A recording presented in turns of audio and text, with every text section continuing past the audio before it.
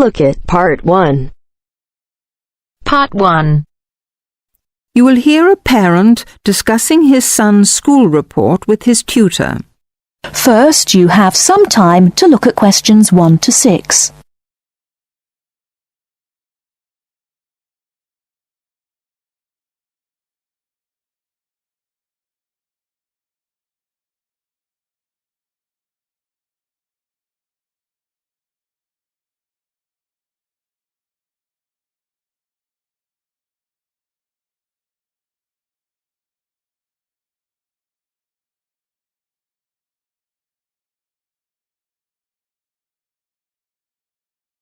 Now we shall begin.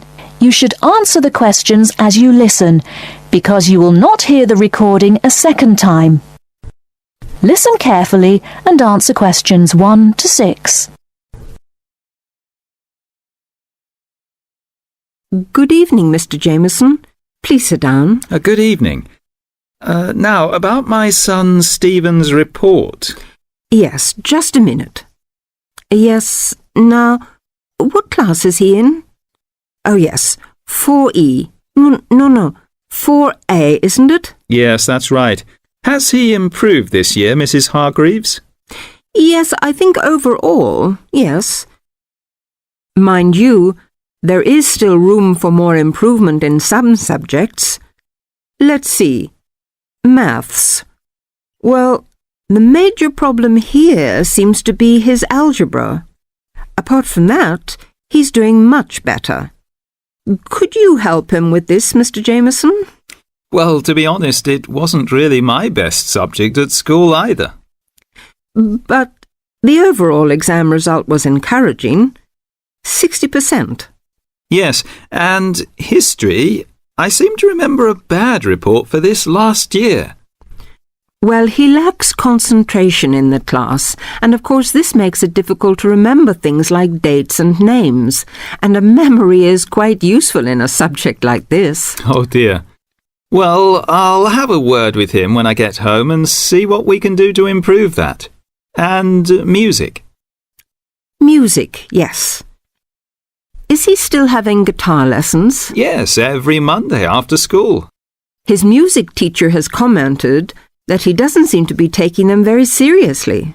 I think it was just a craze he had, Mrs. Hargreaves. I've noticed that he hasn't been very interested in practicing at home. And also, he tends to talk a lot in class. I mean, he's very talkative, and he only got 40% in the exam. Well, nobody in our family is very musical, so I don't expect him to do very well. Before you hear the rest of the conversation, you have some time to look at questions 7 to 10.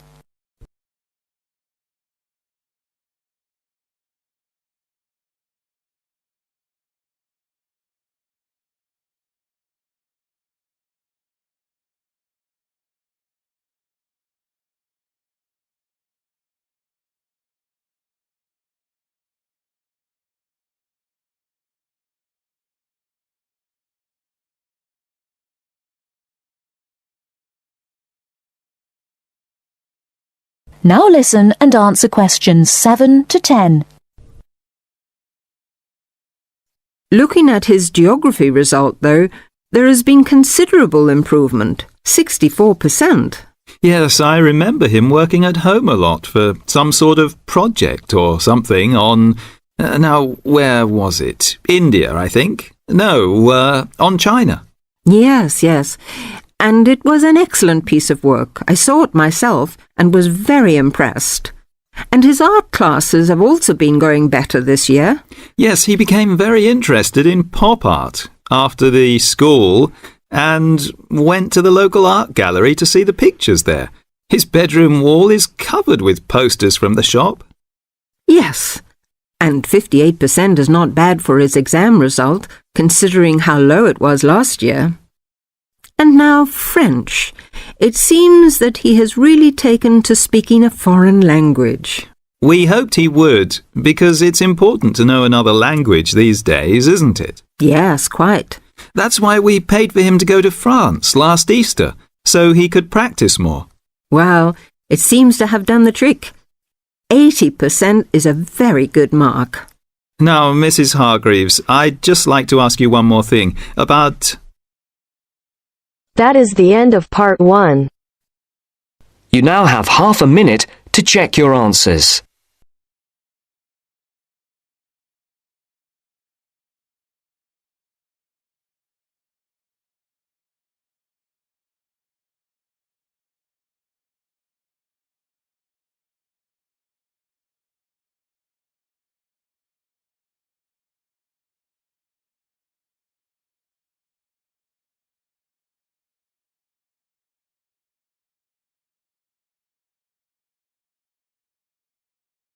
Now turns to part 2. Part 2. You will hear an employee of the Sports Supercentre giving a guided tour of the facilities in the centre. First, you have some time to look at questions 11 to 17.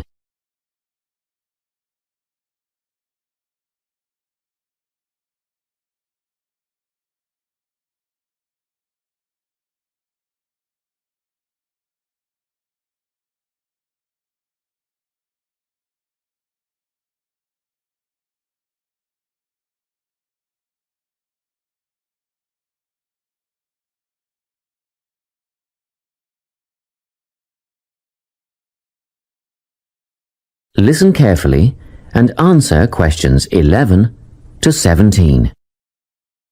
It's so nice to see so many people here on our open day. I hope you'll be impressed by what you see and that you'll all decide to join up. We have tried to cover all aspects of sport and fitness here at the centre. Well, let's start, shall we? As we're standing here at reception looking down the long corridor, you'll notice the car park on your left, where most of you have parked, asks you to reverse into the parking spaces for safety reasons. Also, this morning, a couple of keen potential members rode their bikes right in through the door instead of leaving their bikes outside there on your right, where the secure bike stands are. You may be wondering why there are so many mothers arriving with little children.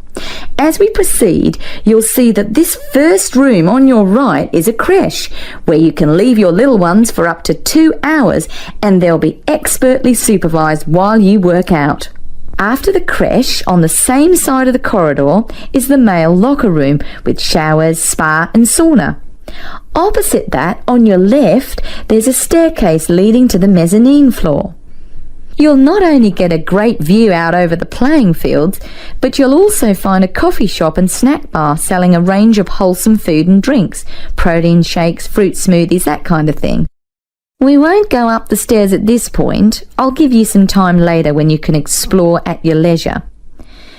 Most of you in the group are women, so next let me point out the women's locker room, which has the same facilities as the men's, things like showers, spa and sauna. It's separated from the men's locker room by an office which the staff mainly use for administrative purposes.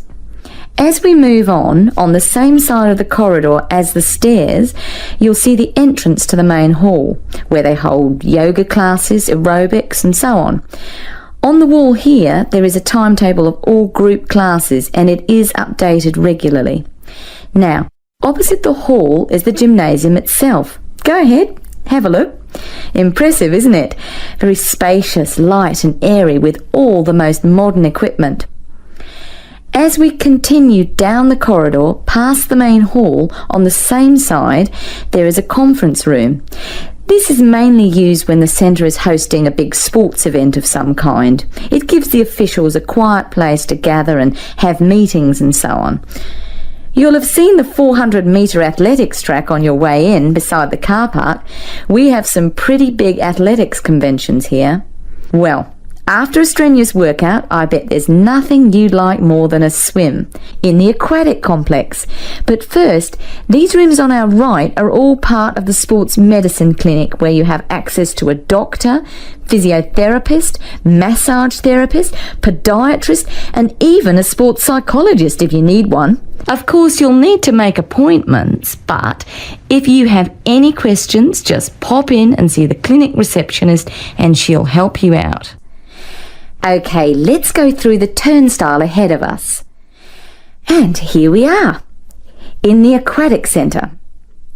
Turn left, past the pool shop where you can buy or hire goggles, swim caps and such like, and we're outside, poolside. Beautiful, isn't it? Especially on a day like today. Go on, dip your toes in the water, and if that's not warm enough for you, then I'll take you to the indoor pool, which is less than half the size, but heated to 32 degrees. Let's go back past the pool shop and through the double doors to the indoor pool. Well, that's all I have time to show you. Let's go back to the reception area, and if you like, we can run through some details about opening hours, membership and so on.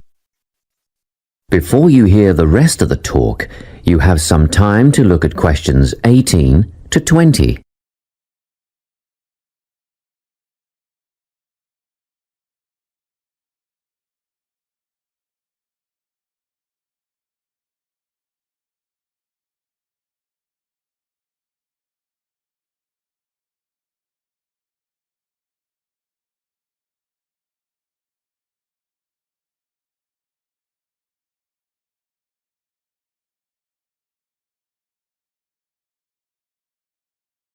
Now listen and answer questions 18 to 20. Now, in this brochure, you'll see the opening hours. The centre is open 7 days from 5 a.m. to 9 p.m. Monday to Friday, except for public holidays, which follows Sunday's timetable. On Saturdays, we open at the same time as weekdays and close a little earlier. So that's 5 a.m. to 7 p.m. on Saturdays, and on Sundays everyone gets a sleep in. You can come in between 7 a.m. and 5 p.m. Membership fees cover access to the gym, group classes and the pool. But if you want to join a swim squad to train with a coach, you should inquire at reception for prices and timetables. In the gym, personal training is available from one of our dedicated team of trainers, and reception will have more information on who is free when and what hourly rates apply. However, there is always a certificated instructor on hand in the gym at all times for advice and help. And once your membership is paid, you are entitled to a free health assessment, and you'll get a program designed to meet your own particular needs. You'll need to book a time for this with the gym instructor. Now, if you're a mum or dad, remember you can leave your children in the creche. They take babies from 6 weeks old. Bookings are essential though, and you'll have to check the website for times and pricing. Members are also entitled to tennis lessons on a Tuesday or Thursday from 9 till 10:30, but bookings are essential, so ring Natalie. Her number is here in the brochure to reserve a place. Well, I think that's it. Any questions? That is the end of part 2. You now have half a minute to check your answers.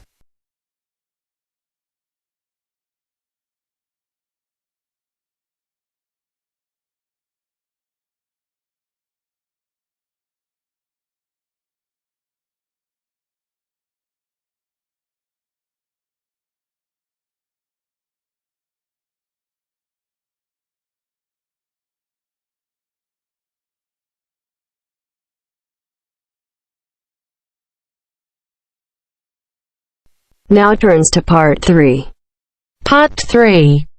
Look at this advertisement for a job. Listen to Philip and Anne talking about the job. First, you have some time to look at questions 21 to 26.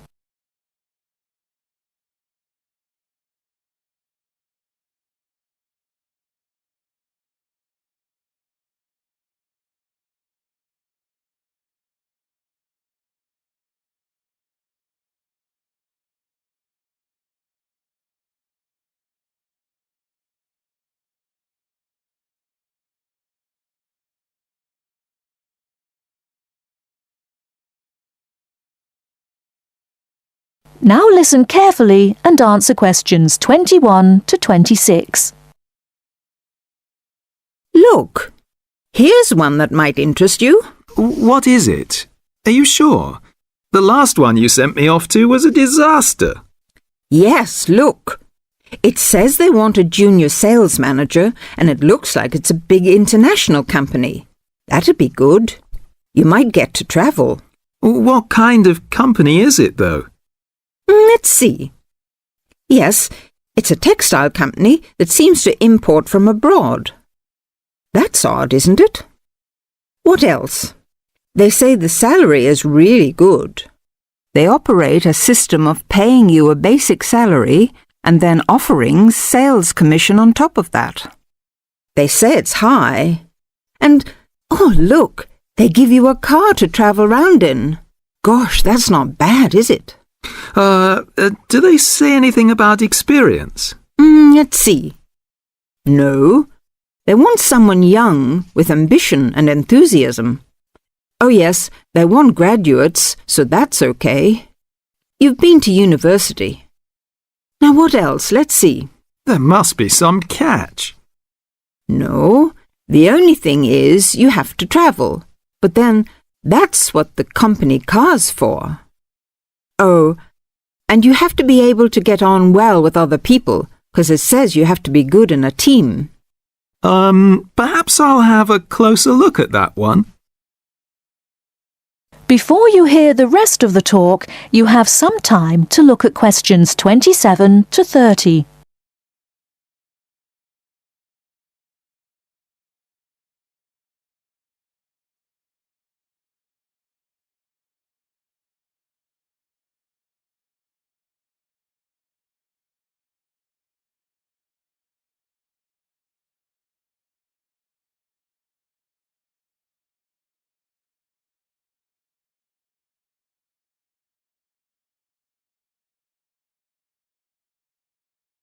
Now listen and answer questions 27 to 30. Now, could you tell us more about what you do in your department? I mean, what research are you actually doing at the moment? We're trying to find out as much as we can about dreams. There's one area that we're particularly interested in at the moment, and that is what we call directed dreaming. Directed dreaming. What is that exactly? Let me explain. You know, sometimes, if you're having a dream and you wake up in the middle of it, you can sometimes go back to sleep again and go back to the dream. Yes. Well, that is similar to what we call directed dreaming. Now, what I was talking about is a fairly common experience. But real directed dreamers are people who have always complete control over what they dream because they actually know what they're dreaming. They can dream what they want? Yes, nearly. Can anyone develop this ability? Well, that's one of the things that we would like to find out. At our centre, we have in fact got 3 people who are very reliable and who can have these directed dreams quite regularly. And what sort of experiments do you do with them? Well, a few weeks ago, we thought it would be interesting to see if there was any way that these 3 regular dreamers could communicate with each other in a directed dream while they were sleeping.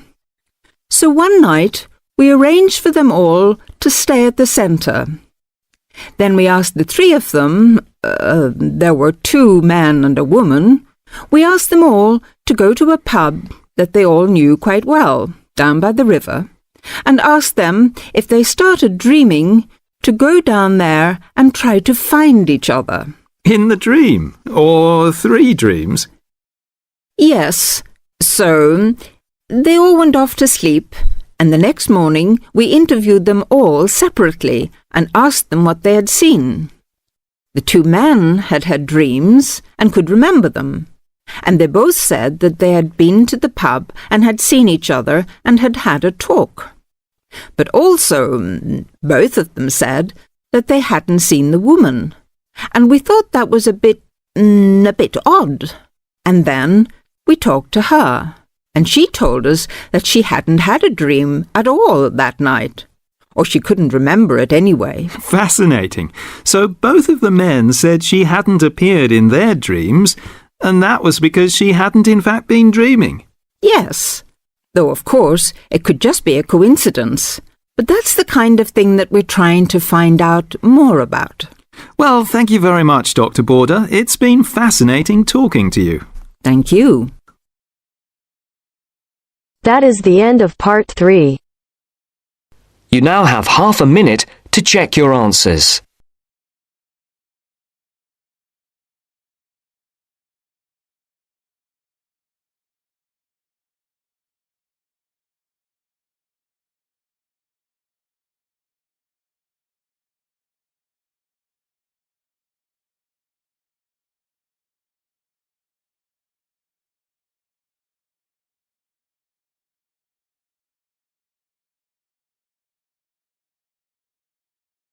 Now turns to part 4.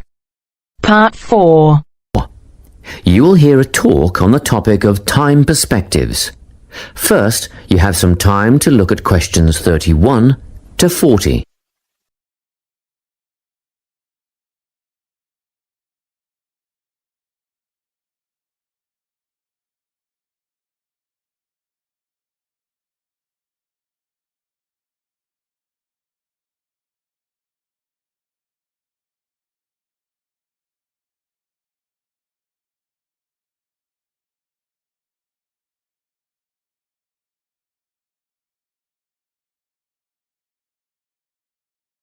Listen carefully and answer questions 31 to 40.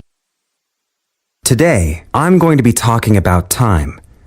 Specifically, I'll be looking at how people think about time and how these time perspectives structure our lives. According to social psychologists, there are 6 ways of thinking about time, which are called personal time zones. The first 2 are based in the past. Past positive thinkers spend most of their time in a state of nostalgia, fondly remembering moments such as birthdays, marriages, and important achievements in their life. These are the kinds of people who keep family records, books, and photo albums. People living in the past negative time zone are also absorbed by earlier times, but they focus on all the bad things, regrets, failures, poor decisions. They spend a lot of time thinking about how life could have been. Then, we have people who live in the present. Present hedonists are driven by pleasure and immediate sensation. Their life motto is to have a good time and avoid pain. Present fatalists live in the moment too, but they believe this moment is the product of circumstances entirely beyond their control. It's their fate, whether it's poverty, religion, or society itself. Something stops these people from believing they can play a role in changing their outcomes in life. Life simply is, and that's that. Looking at the future time zone, we can see that people classified as future active are the planners and go-getters. They work rather than play and resist temptation. Decisions are made based on potential consequences, not on the experience itself. A second future-orientated perspective, future fatalistic, is driven by the certainty of life after death and some kind of a judgment day when they will be assessed on how virtuously they have lived and what success they have had in their lives. Okay, let's move on. You might ask, how do these time zones affect our lives? Well, let's start at the beginning. Everyone is brought into this world as a present hedonist. No exceptions. Our initial needs and demands, to be warm, secure, fed, and watered, all stem from the present moment. But things change when we enter formal education. We're taught to stop existing in the moment and to begin thinking about future outcomes. But did you know that every 9 seconds, a child in the USA drops out of school? For boys, the rate is much higher than for girls. We could easily say, well, boys just aren't as bright as girls. But the evidence doesn't support this. A recent study states that boys in America, by the age of 21, have spent 10,000 hours playing video games. The research suggests that they'll never fit in the traditional classroom, because these boys require a situation where they have the ability to manage their own learning environment. Now, let's look at the way we do prevention education. All prevention education is aimed at a future time zone. We say, don't smoke or you'll get cancer. Get good grades or you won't get a good job. But with present-orientated kids, that just doesn't work. Although they understand the potentially negative consequences of their actions, they persist with the behavior because they're not living for the future. They're in the moment right now. We can't use logic, and it's no use reminding them of potential fallout from their decisions or previous errors of judgment. We've got to get in their minds just as they're about to make a choice. Time perspectives make a big difference in how we value and use our time. When Americans are asked how busy they are, the vast majority report being busier than ever before. They admit to sacrificing their relationships, personal time, and a good night's sleep for their success. 20 years ago, 60% of Americans had sit-down dinners with their families, and now only 20% do. But when they're asked what they would do with an 8-day week, they say, oh, that'd be great. They would spend that time laboring away to achieve more. They're constantly trying to get ahead, to get toward a future point of happiness. So, it's really important to be aware of how other people think about time. We tend to think, oh, that person's really irresponsible, or that guy's power hungry. But often, what we're looking at is not fundamental differences of personality, but really just different ways of thinking about time. Seeing these conflicts as differences in time perspective, rather than distinctions of character, can facilitate more effective cooperation between people and get the most out of each person's individual strengths. That is the end of section 4. You now have half a minute to check your answers.